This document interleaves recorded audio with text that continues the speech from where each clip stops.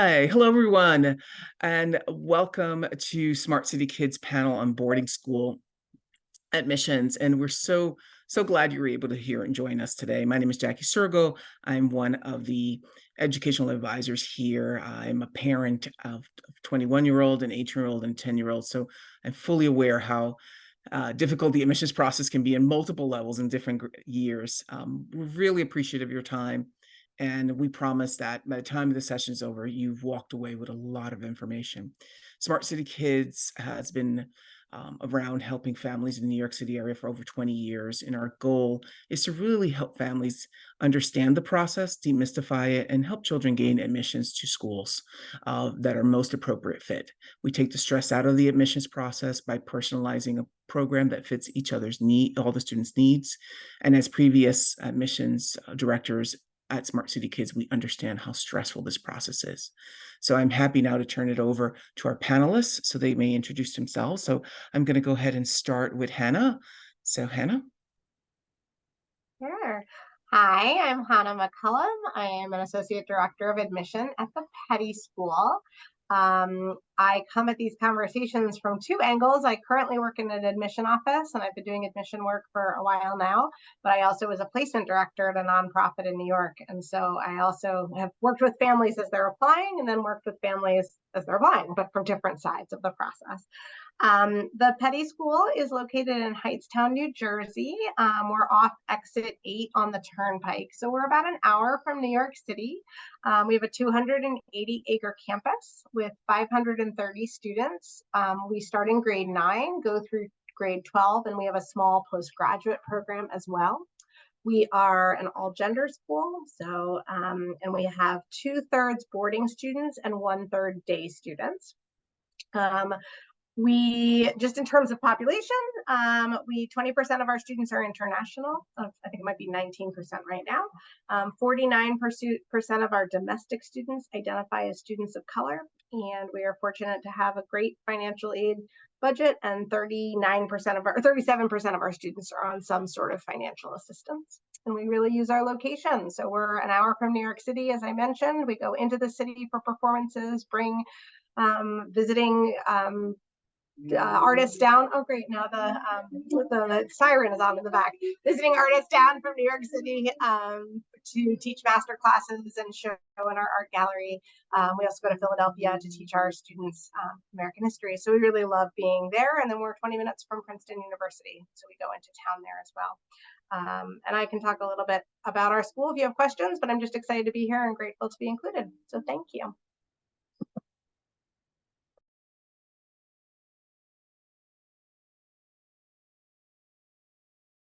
I'll hop in. Hi, I'm Megan Grover. I'm the Director of Admissions at Millbrook School. Millbrook is a co-ed boarding school. We're located in Millbrook, New York, which is in the Hudson Valley, so Dutchess County, just 2 hours north of New York City, and accessible, actually very accessible campus by Metro North train, and just an easy ride up the Taconic if you're in the city. We have 330 students on our campus. We are 800-acre campus, located in a really beautiful area, if you know it at all, surrounded by farms and museums and restaurants that are just filled with culture, so much that is brimming out of New York City. Like they mentioned at Petty, we get out off campus and utilize our region as much as we possibly can, whether that's student activities and apple picking on a weekend in the Hudson Valley, which is unbelievable right now, or studying aquatic life in the Hudson River with some of the local research institutes or colleges that are nearby. So of our 330 students, we have 90% boarding and 10% day students. So it's a very heavy, vibrant boarding population on our campus, and we're incredibly proud of that. It's a very intentional campus life that we build that includes everyone and includes most evenings and weekends during the school year. Millbrook is really distinctive and known for the fact that we have a zoo on our campus. The Trevor Zoo is founded just after the school was founded and has been a part of the community academically and through community service almost since our inception. two core values that really define us are community service and stewardship of the natural world. I can get into some of those details later. Outside of the zoo, which is incredibly distinctive, the rest of our program is very traditional, like what you would see in any boarding school in New England. Full athletic program, huge arts program, really competitive and rigorous academic program, small classrooms, all available to the kids right on the doorsteps of their dorms. It's amazing. I'll pass it on to Gina at NMH. Thank you so much, Megan and Hannah and Jackie. Thank you for having NMH here this evening. I'm so excited to be here and to help answer some questions. I've been with NMH for about 3 years now, and my background has always been in private education. So I've been an assistant director of admission for close to 15 years now, came from the Boston area in the independent school world, and was lucky enough to transition to boarding school with NMH, and it's been a great experience. Happy to tell you a little bit about our school. We are a co-ed school, and we are located in Western Massachusetts, right on the Connecticut River. When you picture the state of Massachusetts, we're kind of up towards the top. So we're really close to places like Brattleboro, Vermont, and Keene, New Hampshire. So we have a lot of access to different places, which is wonderful for our students. They really get out into the community and explore that, which we're excited about. I would say that we're about a mid-sized boarding school. We have 630 students, most of whom, about 85%, live on campus full-time, and a smaller day school population of about 25%. Our students come from all over the country. We represent about 33 states, and also globally.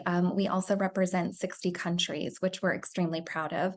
So our campus is very diverse. We have a lot of students who are coming from many different places and backgrounds, and that really ties into the values of NMH, one being inclusivity, as well as learning for life and service. We have a very rigorous academic program, and our academic model is very different from other boarding schools. So happy to talk about that if there's any questions. We call it the College Model Academic Program, where students really focus on just a few core classes at a time, and they dive really deeply into that coursework.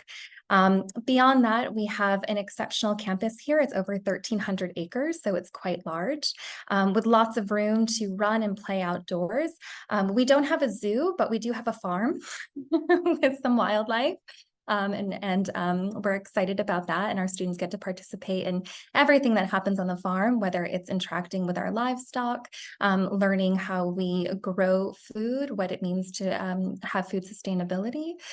We have a whole farm semester and farm program where students can actually use a lot of the resources on the farm. We have a cider house. We make our own maple sugar. I could go on, but I won't. And beyond that, we also have a river house. We offer 67 different athletic sports. So really anything that you're interested in, we can likely provide for you, with the exception of football, water polo, and squash. We don't have that, but everything else we do.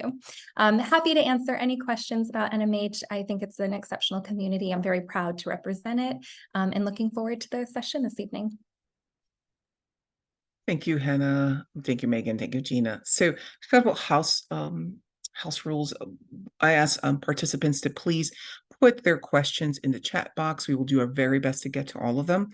And we are going to be mindful of our panelists' time. So we will end this webinar promptly at 7 o'clock. If we have a few minutes left over, I'll turn it over so that if families have questions about the specific schools, definitely you're engaged in this opportunity. And then otherwise, you're welcome to sort of have the rest of the evening to yourselves. So I want to begin with a couple of questions just to sort of get the conversation going. And the first question that I often get is, why should a student pursue a boarding school education? So which one would like to sort of approach that question first? I'm happy to jump in, Jackie, really quickly and talk about that. So I think that, boarding school really offers students a very immersive educational experience that kind of goes beyond the classroom, right? Students have the opportunity to live and learn in a community, which can significantly enhance their interpersonal skills and their sense of responsibility, and their independence. And they get to be part of a close-knit environment, which really allows for this tailored academic attention and access to just a wide range of extracurricular activities. And I know at NMH that helps us to really foster this holistic development that we're looking at for our students. So those would be some reasons why I think it's always good to explore it as an option. I would add, having lived in New York for a while and worked with New York City families, I think one of the things that can be really appealing is that everything is in one place and it's all about you as a student, right? So your teachers are playing different roles. They are your teachers, they are your coaches, they are your dorm parents. You're living together and eating together and playing together and learning together. And on top of that, it's all of your time is spent focused on your development and your education. And I think, we live in a world where you could spend 40 minutes to an hour just getting to school in some regions. And it's really nice to know that you can wake up, study, play, socialize, grow in all these different ways and not waste any time. So that's a pretty special element of boarding school as well. And I would just, last thing I would add is the Association of Boarding School, it's called TABS. They had this tagline a few years ago that was a little cheesy, but it always comes up for me thinking about why boarding school. It's kids who are ready for more, right? Kids who are just ready for a deeper, more immersive, super intentional experience. And high school can be an incredibly transactional thing. And here's the content that you need, and here's your college placement. And in a boarding school setting, we're talking about transformation, right? And we're talking about helping you build the human being, and not just the intellectual, but the human being that you will become as a young adult. And again, it is done in such an intentional way. There is a curriculum that starts at 8 a.m. and it ends at 11 p.m. At all of our schools 7 days a week. And when you think about that, you really, it's for kids and families who are ready for more. And you Thank make you. such a good point. Sorry, I wanted to add to her point. You have these adults surrounding you who've all chosen this lifestyle, right? They're all choosing to be around adolescents and be part of their educational experience often with their family. So that's pretty special as well as a resource. And they're available to you all the time. You can get help with chemistry in the evening because your teacher is on dorm duty. Pretty convenient. Thank you. So with so many wonderful options, what should a family look for when they begin researching boarding schools for their children?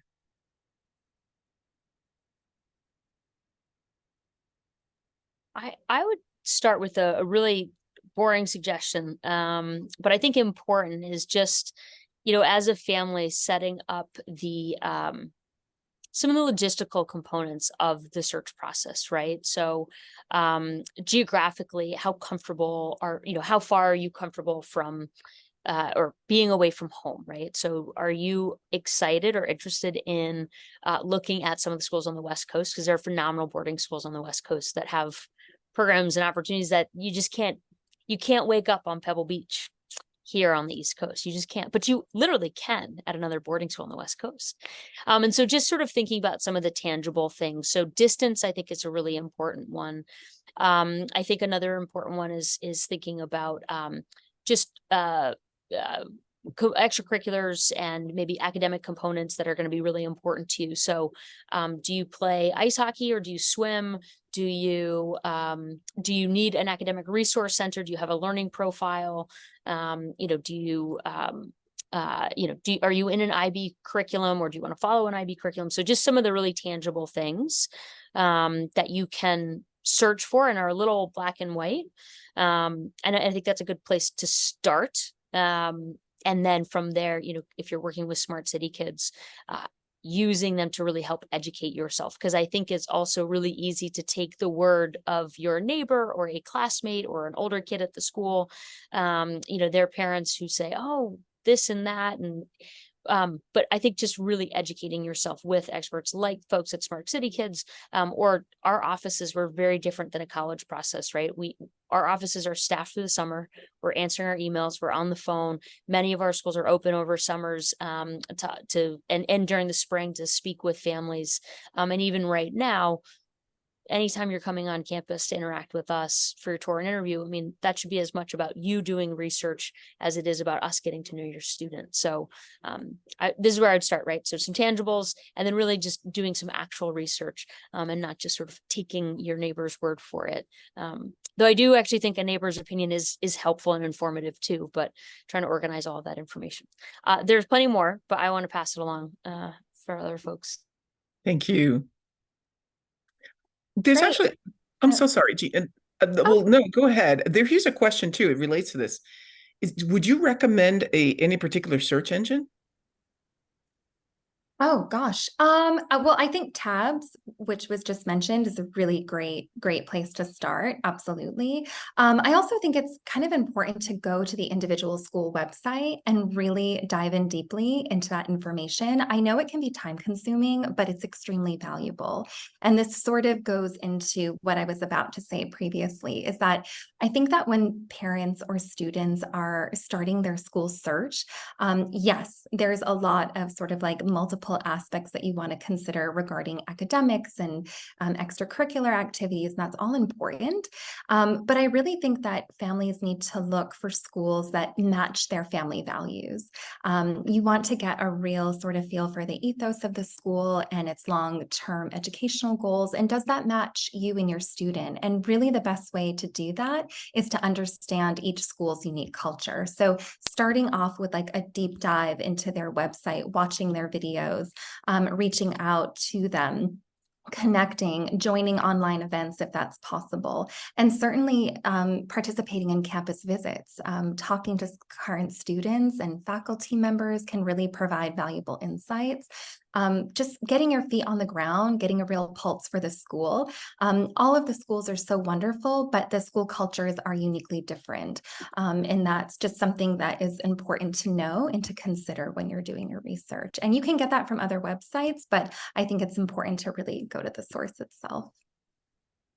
And two thoughts came to mind, and they're really quite different. One is that I think students and families benefit from a little bit of self-reflection in this process as they're brainstorming, as they're researching schools, because you're going to walk into an interview, you're going to walk into conversations, and having thought about what have you loved about the schools that you've attended? How have you grown during that time? And if you're the parent, what have you loved about the schools that your child has attended? And what are the ways in which you've noticed that they've grown? I think that doing that even separately and then coming together and having a conversation can be really productive, because it's a chance for you each to brainstorm and then share with each other. And then I also think that brainstorming individually or as a family, what is essential? What are the must-haves? What does the school have to have for you to feel excited about it or comfortable with it? And then what are the things you'd really like it to have? Right. And those are not exactly the same, sort of prioritizing what you're looking for in your next school.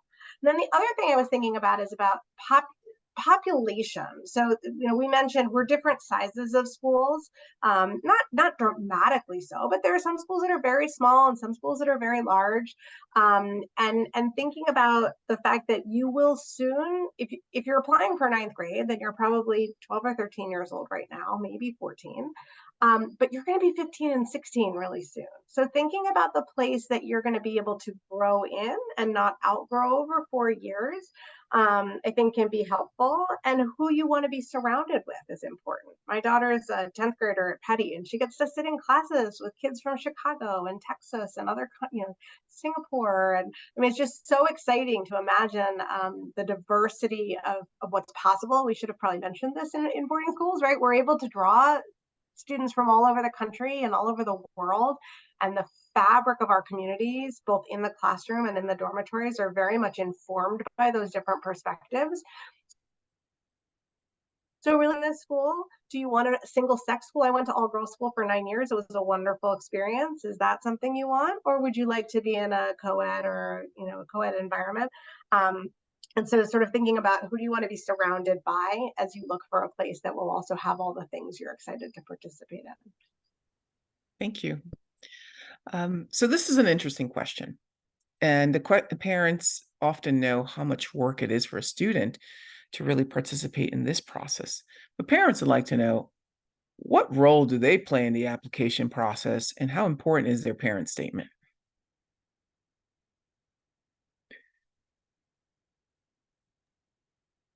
I think you're your guide, you're your child's guide, and you're the child, you're a counselor of sorts, right? You're helping them articulate themselves as you have conversations with your children. You're helping them think about what's most important as they look for the next chapter. You know your child really, really well, better than anyone. And we love hearing from families, but I always think this is the child's education. You're sending your child to a school where they're going to be guiding the educational process. So to me, hearing from the parents is really helpful. It helps us complete the mosaic of who that student is. But I lean more heavily on what students are sharing because they're the ones that are going to be in our community that we're educating. That's just my perspective. How about this question? It's October. Is it too late to consider boarding schools? Jump in. It's perfect. The water is just warming up. Really, I mean, most of our school, we're just starting to do our interviews, it feels like, and we are going to be, we're going to have a lot of families on campus through October, November, December, and January. I don't know how your schools are, but January is typically one of our largest interview months in terms of the numbers. So I would not recommend waiting until January. But absolutely jump right in. There's still plenty of time to do some research and get on campus and as Gina said, do some individual research on individual schools and get on campus at individual schools. Absolutely. We're hosting events. I mean, we have our second fall preview on October 21st, and that's an on-campus event. So events are still very much happening. There was a rumor at some point that interviewing in January was somehow like beneficial because you would be fresh in someone's mind. I just want to dispel that because actually when we're that busy and we need to start reading files, it's actually there's a lot of volume at that time. So my recommendation is booking an interview, and it can happen at least at Petty, but I would guess at your schools at any time. Like this is not a sequential, like the application doesn't need to be done in a particular sequence. So you can book your interview now for October or November, and then you can do your testing in November or December. I mean, it doesn't have to go in a certain order. And I always say, try to get in there on the early side because it's when admission offices have a little bit more time to really get to know you, and they're not frenetically going from one interview to the next. So I certainly wouldn't hold out for any reason. Yeah, Hannah, I'm so glad that you mentioned that. Same thing at NMH. We are hosting events all the way up until January, the application deadline, and hosting interviews and campus visits. And anytime you want to come and visit is a good time. So if you want to come in September, great. It's just as beneficial to come in January. No one is going to say no, and your information is going to be read. So don't let that alter your schedule. I think that all of our schools are really good about meeting families where they're at and being as accessible to them as possible. So schedule your visit when it's best for you, and don't be so worried about, other people's timelines. It's really about what's best for you. Thank you. That's really helpful. It's so different from the New York City day schools where, it's someone rings a bell on September 5th and it's off. And quite often I try to explain to parents that the experience is different for boarding school than day schools. Day schools might have a disclaimer that we reserve the right to close the admissions portal before the deadline. And I think there's a lot of flexibility and opportunity in boarding schools. And quite frankly, a lot of less stress, especially because there is a boarding school for everyone, for all students. With that said, what type of qualities, both as learners and person, are boarding schools looking for in their students? Who'd like to try that one? I'm gonna wait till the sirens stops. I'll jump in. We just had a group of educational consultants on campus yesterday, and our head of school was asked this question. And I copy him. So one thing that we absolutely look for at Millbrook, and I think this is true of every boarding school, is kids who do well building relationships with adults and are just relational in terms of value relationships with peers and value relationships with adults, right? They're looking for mentorship and guidance. Really appreciate the teacher who takes an extra minute to get to know them and stop them and say, wow, that paper was amazing. Or a coach who sort of takes that extra minute to really get to know and dig in with your child. If your child really thrives in those environments and with those relationships, then boarding school is going to be an amazing place. That's just this virtuous cycle of relationship building and strengths building kind of on top of that, and really positive experiences. Thank you. Great. I'm happy to jump into and just say that I think, with most boarding schools, and I'll speak a little bit about NMH in this regard, we really look for certain qualities in our students when it comes to academics. So like their intellectual curiosity and their resilience. And also their willingness to engage in the classroom, but also outside of the classroom as well, too. I think all three of those qualities are really highly valued, and I think would be at any boarding school that you're looking at. Schools are really interested in students who are going to contribute positively to the campus life. So somebody who is eager to try new things, jump in feet first, with both feet, and really want to challenge themselves both academically, but also putting themselves out there and being open to new experiences and trying new interests. And if you do that, you might discover an interest or a passion that you didn't know that you had before, because you didn't have access to some of the activities or facilities that our campuses can provide. So we want to see that eagerness to really dive in, both in the classroom but also in student life areas as well. That's so well put. We boil it down when people ask us at Petty. We're looking for excitement, curiosity, and character, which is very similar to what you all said in terms of the excitement piece, in terms of that intellectual curiosity, and also just a curiosity about people and people around us and them being curious about us. And I think character, because in a residential community, everyone is living together. I mean, 90% of our faculty live in faculty housing, which means they're doing dorm duty, and their families live there, and their dogs are there. And there's this feeling that we would like students who understand that, yes, this place is about their education and it's about their experience, but it's not only about their experience. It's also about their roommates' experience and their classmates' experience. And so we want students who understand that this is about more than just themselves. Petty was fortunate to receive a large donation from Walter Annenberg 1993, and he talks about achieving the highest quality of citizenship, right? Going into the world with a sense of purpose. And I think that starts with a sense of character. And then you might ask, as an applicant, how do you assess that, right? How do you figure that out? And I think that's part of what the interview is about. It's how we ask questions, try to get to know you, the underneath of you. We really read your teacher recommendations closely because they know you in the classroom. And we know that you're writing authentically about yourself in your application. We really encourage you to do that. And we get a sense of who you are and how you live in the world from all of those pieces together. Thank you. This is more of a technical question. My child is both an athlete and a musician. Can we submit 2 video clips highlighting their strengths? Yes, submit everything that you can.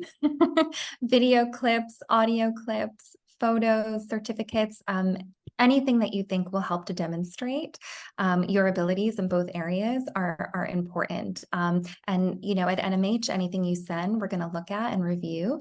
And it just, again, helps to inform sort of that whole, I think it was referred to earlier as a mosaic, right? These pieces of who you are, and really paint that picture. So yes, I would say submit it. It has value. And I would say that different schools collect that information in different ways. So you can upload to like the standard application online, for example, but at Petty, we encourage you to complete an art supplement form, which allows us to send your material directly to our arts department. So just when you're having an interview, ask questions about that. What's the best way for me to contact a coach and share a video? What's the best way for me to share some of my visual artwork or my instrumental playing? So I would ask individual schools, because we each have our own systems for how to do that. Something is going on in my neighborhood. Hannah, that's really great that you mentioned that. And actually, I want to sort of piggyback on that a little bit and just say that, yes, every school has their own forms, but hopefully you're going to be well connected to admissions counselor that's kind of helping you through this process. So if at any time the world is an imperfect place and you can't upload something, make sure you're reaching out to that person, because if there's something that you want us to have, it's really their responsibility to make sure that it's getting added to the file. So never hesitate to reach out or ask a question if you want to submit something. I love the fact that we're admission counselors. Like, we're there to help, right? Well, then here's the next question. How much is too much? So in other words, how many letters should we send? At what point have we really exhausted every person and we don't want to exhaust the admissions team?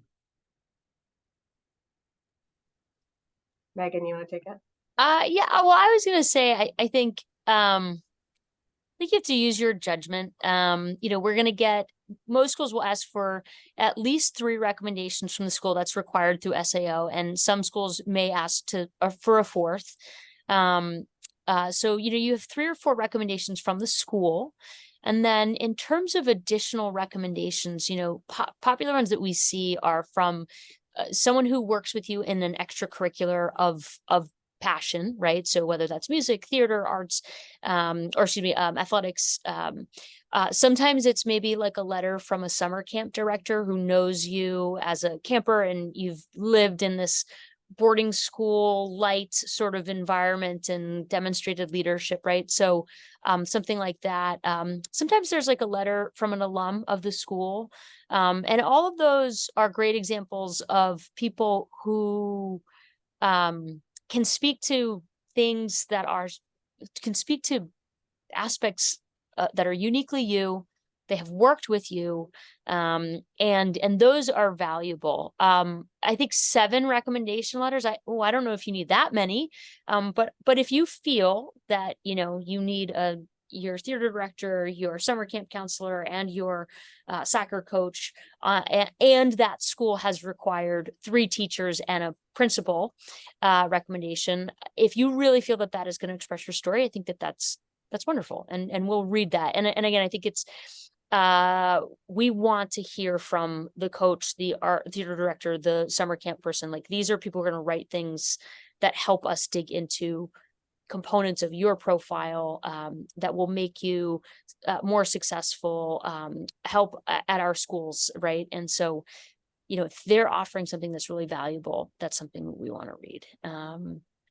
But keep it authentic. I mean, really keep it authentic, and be thinking about how am I unveiling myself versus how am I impressing this school? And it might sound subtle, but I think you should be asking yourself that question. And I think what you're saying, we would love to hear from people who know you, but hearing from somebody because they have a particular job that sounds impressive, but they don't know you, isn't helpful to us. And schools, I mean, our commitment to making this educational opportunity available to students from lots of different backgrounds is very intentional. It's why we have a large financial aid budget. It does not matter from where you come. We want to hear your story. So it is, as you said, it's less about impressing and more about telling us who you are. And the people, whether it's a Girl Scout troop leader or a pastor who's worked closely with you through a youth group, those people know you. But we don't need to hear from people who you think are going to impress us. That's not the intention of this process. I had a question that was directly chatted to me, which is, my child has a school policy in their current public school that they don't write letters of recommendation. How can I best support my child applying to boarding school? That's a tough one. We've gotten that, though. I would say call our offices. Call our offices, schedule your interview, bring it up in the interview. It may take a little bit of time for us to figure out the best way, to make sure that you complete an application, but that's going to be an individual situation that you're going to want to talk about with the admission officer who you speak with. And if they don't know, they're going to work with their team to make sure that you can complete an application. It's frustrating when that happens, I know. Thank you. Are parents interviewed, and what should they expect?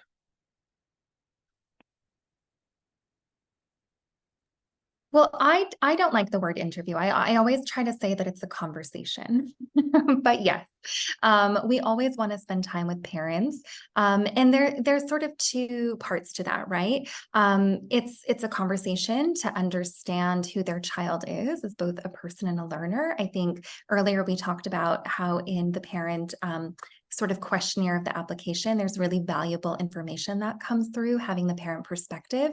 And that also is the case in the interview process, right? To be able to sit together and really have a conversation about who your child is. And I want to get to know them through your eyes as well. You have a lot of valuable information, and there's things that you're probably comfortable telling me that they're not.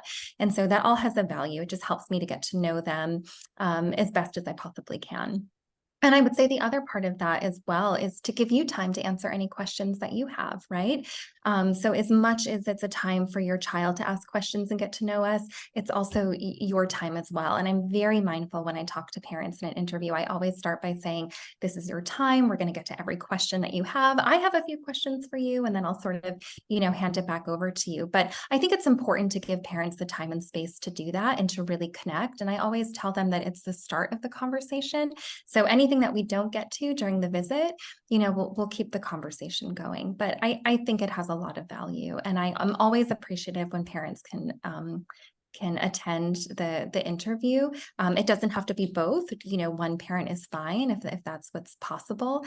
But yeah, I think there's a lot of value in that conversation. And my hope is that you want to engage with our school and learn about us and engage with me. That sort of helps me understand your interest level in my school. And also, what are you considering when you're thinking about boarding school for your child? You might be considering things that are different from what your child is. And so it's helpful for me to understand that as well, too. So hopefully that gives a little insight into some of the things that we would talk about during that time. But I definitely think it has a real value to the conversation. Thank you.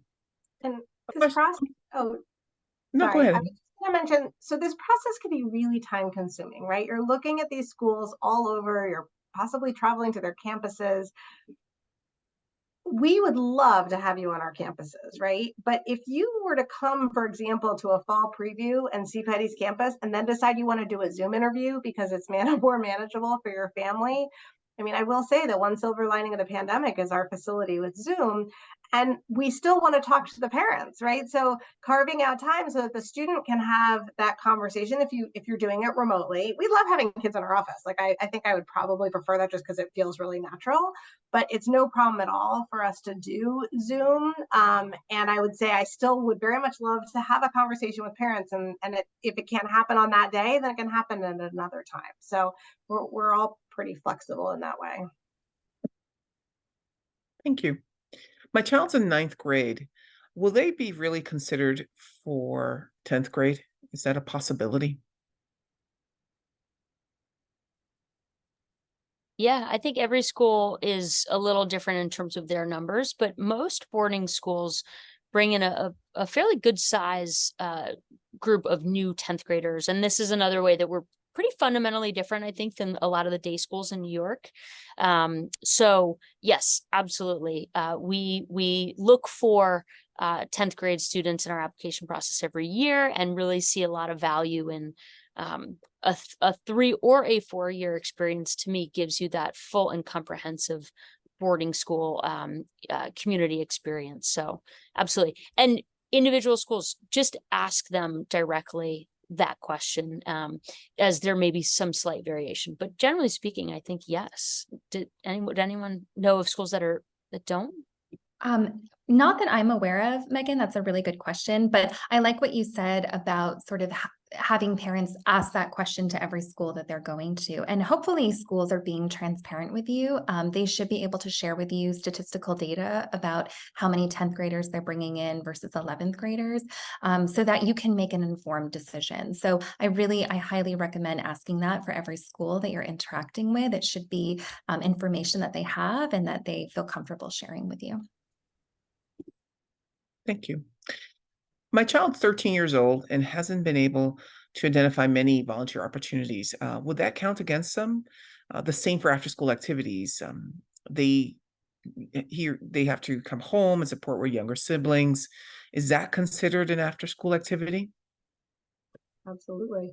Like, those are responsibilities that build character and show a level of independence and responsibility. So I think it's just the question of making sure that your application, your conversation, your interview, perhaps one of your answers to the short answer questions alludes to how it is that you do spend that time, because not everybody has the resources or the time to be using after school time for extracurricular activities. So we just want to know about what you do and what you've learned from it and how you've grown, and what your responsibilities are in and beyond your household, for sure.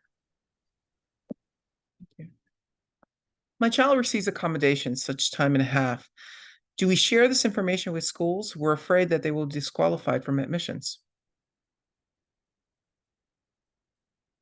I think it's so important to share that information. So I mentioned actually whether that's a really important place to be starting that search of, does your child need learning accommodations? Does your child have a learning difference or a learning profile? Acknowledging that. Hannah recommended that reflection is actually also a really important part of this process. Acknowledging that yourselves, but also sharing that with schools, I think is really, really crucial. If you go to a school and they were to, I don't think they would disqualify your child because of an accommodation that they are legally, eligible for. But I think what a school would say is, geez, that's actually not an accommodation that we typically provide students. And it's important for you to know, and in this search process, be looking for the school that really is going to serve and support your child. And so withholding that information in the process, I think it's more problematic than helpful in so many ways. And we always encourage families to be as open and transparent with that information as they possibly can be. We will share that information. We read learning profiles in our admissions office, but we'll also share that information with our academic center and can set up conversations for you and the director of our academic center. Sorry, this is specifically at Millbrook, but those are typically at schools that have an academic support center. They will typically make someone available to speak with you about the supports and profiles that have been successful at their schools. And that is, I think, so essential for this process. Thank you. We want students to be successful at our schools. When we work in partnership with parents, we are setting kids up for success. But there may be limitations in terms of what a school can provide, and so much better to know that. And so, as you said, if we have an academic support center, which we do, we can put you in touch with the director of that. They will talk to you more specifically and talk to you about what we offer and what we don't. And then we encourage you to share information. Different line of question. How do boarding schools encourage or develop cultural competency skills among their students and staff?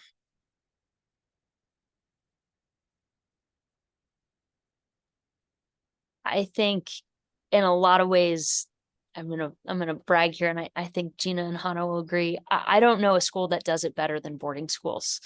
I really don't. So 60 countries at NMH. I think did you say somewhere in the 30s, Hannah, at Petty? We're about 20 something countries on our campus. And those are just the students who live in the dorms. That does not include the different backgrounds of faculty and staff and families who live and work together as a full community on our campus. So, and as I said before too, right, there's that a curriculum from 8 a.m. to 11 p.m. When the students leave a classroom, we intentionally talk about structure,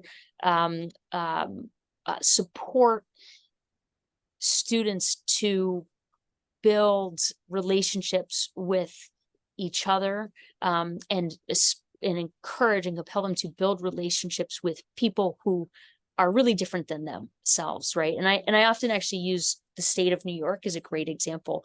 Someone who's grown up on Long Island, someone who's grown up in Manhattan or one of the boroughs, someone who's grown up in Rochester, New York. Those are three really different experiences. Your elementary school social studies curriculums are different, and you're all in the same state, right? And so never mind putting people from different states, different countries, into these settings that are, again, intentionally designed curriculum from 8 a.m. to 11 p.m. So cultural competency, oh my goodness, I don't know a school that can do it better. So there's so much more to say. I love that question. Yeah, Megan, I could not have said it better myself. That is 100% accurate. I just think it's really important for families that are on this Zoom tonight to understand that diversity and inclusion are often key pillars of any boarding school that you're looking at, right? Because of the types of communities that we're bringing in. And so when we think about, well, what does that mean to, right, diversity and inclusion? And that means a lot of different things across the different things that schools offer, whether it's diverse curriculum or inclusive sort of community dialogue, right? Are schools willing to engage with students and have them have sort of those difficult conversations amongst each other? And to do it in the classroom and outside of the classroom, right? Because these are all things that they're going to face once they're out in the real world, and we want to prepare that for them now. It's really important.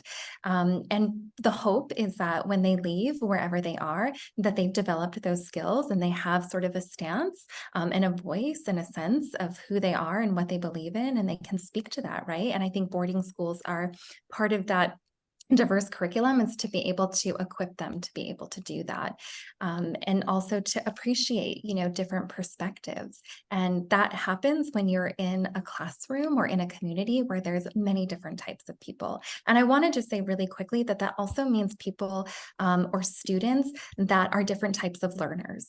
So when we talked earlier about what information should we share or not share when it comes to accommodations or support, most schools understand that there's different types of learners, and that's celebrated in many ways, right? And not something that you should feel that you cannot share with the schools that you're looking at. So I just wanted to bring that in because I feel like there's sort of a tie-in a little bit with those two questions, especially when we think about developing that cultural competency and the different types of people that you're going to meet and learners that are in a boarding school setting. And I turned off my camera for 1 second there because I wanted to go grab a book. So one of the things I would say, I'm grabbing this book as my visual. This was an all-school read. All the faculty at Petty read this, and then the author came in and did a workshop with us last week.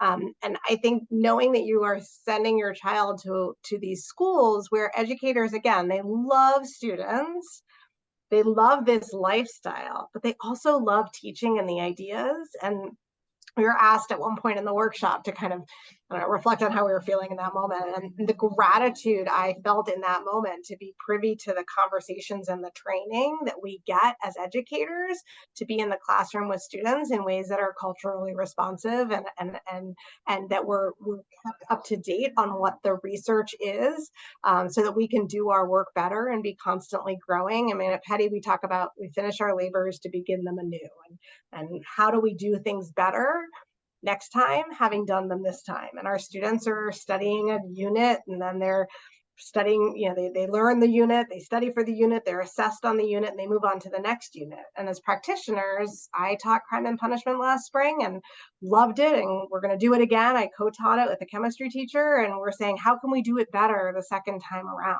And so to have your child in a place where the faculty are devoted to that practice of pedagogy, and then are entitled to or are blessed with the training that comes with that from our schools, thanks to great resources, is pretty special. Thank you. Hannah, that was also our summer reading, and it was incredible. And I wish that we could just sort of geek out and talk about it right now. Thank you. We're going to take one more last question. I'm going to give the boarding schools and representatives an opportunity to say a few words of encouragement. The last question is, my child is a wonderful community member and student, but is incredibly nervous about the interview component. Does that mean they will not be considered as a strong applicant if they come off incredible reserved and quiet? It's our job to make them feel comfortable, right? I mean, it really is a conversation, but we spend a lot of time with nervous middle schoolers, and we are looking for reasons to get to, or ways to get to know this student, but do know that, like, we know they're nervous. This is not a make or break moment, and we also are going to work very hard to put them at ease so that we can get to know their true selves. That's actually part of the joy of this work, is setting kids at ease so they can tell us about who they are. Hope that helps. I would also just jump in really quickly and say yes to all of what Hannah said, and also just to remember that interviews are just one aspect of the application, right? And so we understand that people are going to be nervous. That's normal. Really, the most important thing is just to be yourself. Authenticity is the key. For those students that are nervous, we can sense that. We can also sense when someone is over-rehearsed and they're coming in and all of their answers feel very canned or practiced. And that's not helpful either, right? We just want you to be yourself. And it is our job to make you feel comfortable. And also just to know that we're not looking for an interview performance. We're really just looking to know who you are. One thing I talk about is we try to really be strengths oriented in the admissions process, in an application process. And I think so much of the stress that you all feel, and I totally understand that we all applied to schools ourselves as we were growing up, applied to jobs, right? Is thinking about, okay, is this going to be a rule out, right? And there are different approaches, right, of looking at a student's profile. It's like, well, they don't have this, move them into this pile. In the boarding school world and in boarding school admissions process, we're not looking for rule outs. We're looking for strengths, right? We're looking for and take that perspective into it. And so, the recommendations question, how much is too much? You know what? If you just send us the SAO, the requested application and nothing more, that's perfectly okay.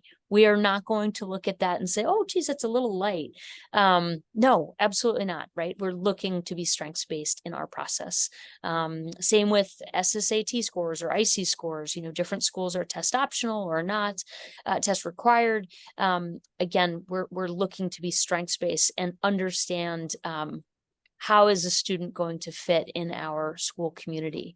And so if a school is requesting a test, it's likely, ask them why, and they will probably have a really great answer to say, we've studied our student body, and X percentage of students are most successful in this math component of our math curriculum, and we need this is important information for us to understand, right? We're strengths based, we're intentional, and we're not looking to rule kids out in this process. It's just how we operate. It's a little bit different than colleges, certainly. Thank you. Could I jump back in just to say one other thing, Jackie? And I know Sure. that you're wrapping up, but Hannah mentioned earlier about Zoom interviews, which is also something that NMH offers. So if I could give one piece of advice to parents, is you don't need to be in the Zoom when your child interviews, right? Mm. And you don't need to be in the room when they interview. Give them that opportunity to really have a one-on-one interaction with the admission counselor during their interview. Give them the space, trust them, they can do it, and they'll be great. And we can tell when a parent is in the room, just so you know. Thank you. So right now, I want to thank you all, Gina, Megan, and Hannah, for spending the evening. And if you can just share a few words so that our parents in the audience can walk away with, what would those words of advice and wisdom would be?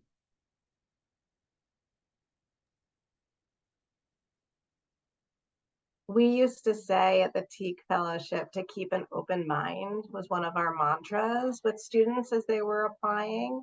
Um, I will say, students, you will grow so much through this process of articulating who you are and who you want to be. Parents, your child will grow so much between now and March, April, when you have your choices in front of you. And so I have I have friends in New York who are like, tell me where to apply, and I'm going to a K-12 school because I'm never going through this again. And I actually think that the process of applying to high school is incredibly valuable on its own because of the growth that happens. So know that we are looking for reasons to say yes. We are excited to meet you and get to know you. This is really joyful for us. And being yourself is really the very best way to go. Be your authentic self and do your own work, and you're going to be golden. Thank you. I'll kind of finish where I started, is just look for transformation and not transaction. And really just be thinking about who the person you are going to be, and not a name on a sweatshirt or a bumper sticker. So transformation, not transaction. If you're looking at independent schools, you have this opportunity that is unbelievable. And don't lose sight of that. Thanks, Jackie. I think I would just end by saying that we understand that this is an anxiety-ridden process. We all know that.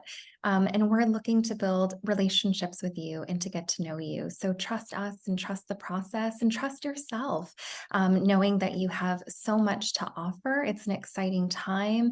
It's wonderful to go to schools and to visit and engage and try to find some joy in that process, right? I think that's really important. There's a lot of fun aspects to this beyond the essays and the recommendations, and to try to enjoy it as much as possible, and just authenticity, be yourself. And we're excited to meet all of you. Thank you so much. Well, everyone, thank you so much for joining us. We're right on the nose at 7 o'clock. I appreciate you. And if you have any questions, please feel free to reach out. I'll send a thank you email for those who attended with the contact information of all the admissions representatives here. So if you have a particular question as it pertains to the institutions, please feel free to reach out to them. Thank you. And everyone have a lovely night.